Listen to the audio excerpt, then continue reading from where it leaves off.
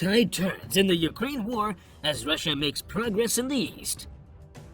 Russian forces are arguably having their best spell since the invasion of Ukraine began 4 months ago. They have eliminated most Ukrainian defenses in the Luhansk region, consolidated control of a belt territory in the south, improved their logistics and command structure, and blunted the effectiveness of Ukraine attack drones.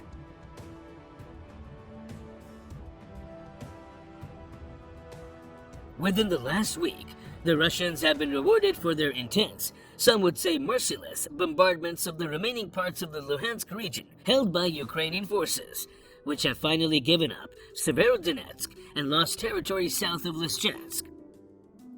The head of the self-declared Luhansk People's Republic, Leonid Pasternak, predicted last Friday that Russian forces would completely encircle Lysychansk within 2 or 3 days. So far they haven't, but the city is in imminent peril.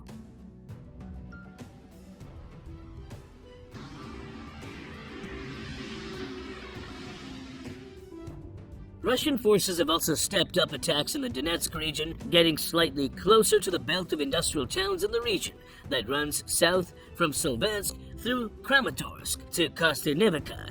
In Lysychansk and many of the towns studded across the meandering front lines that pass through 5 regions, the Ukrainians may well face a repeat of what happened in Severodonetsk, where they were bombarded into withdrawing. There was simply nothing left that could be defended.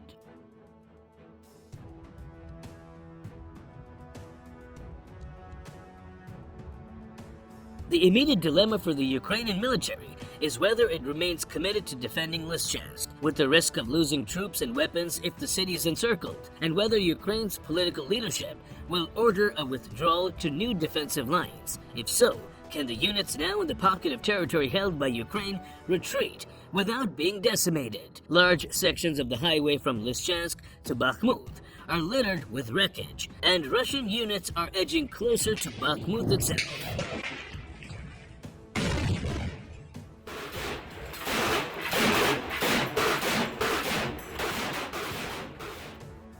It appears that Russians are not currently making much progress from Izium in the north towards Solvansk, despite repeated attempts to break through Ukrainian lines. Even so, Ukrainian officials cautioned Sunday that Russian forces were accumulating north of Solvansk.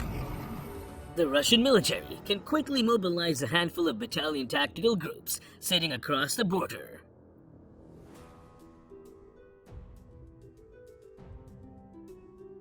Some Russian military bloggers are not getting carried away with optimism. Yuri Kotnuk, for one, believes that Russian forces do not have enough manpower to encircle the heavily fortified cities of Sloviansk and Kramatorsk. In the longer run, the Ukrainians' best hope is that they deploy more Western weaponry capable of destroying Russian artillery, rocket systems, and command posts far behind the front lines. They can gradually reduce the deficit in firepower.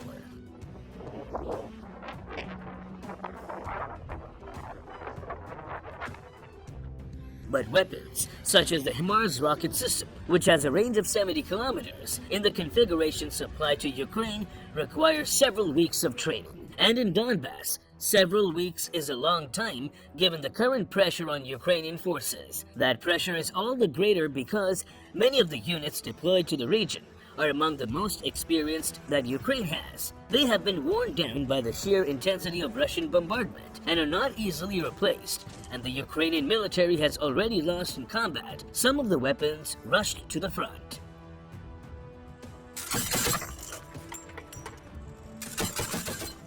Russia's Ministry of Defense claimed last week that Russian strikes had already eliminated some of the US-supplied M777 howitzers. The Russian offensive has also learned from mistakes made during the initial and abortive drive towards Kiev. Air defenses, principally the S-300, have been deployed to provide extensive rather than local cover, making Ukrainian attack drones less effective. Anecdotally, it seems fewer videos have been posted recently on social media showing Ukrainian combat planes in action.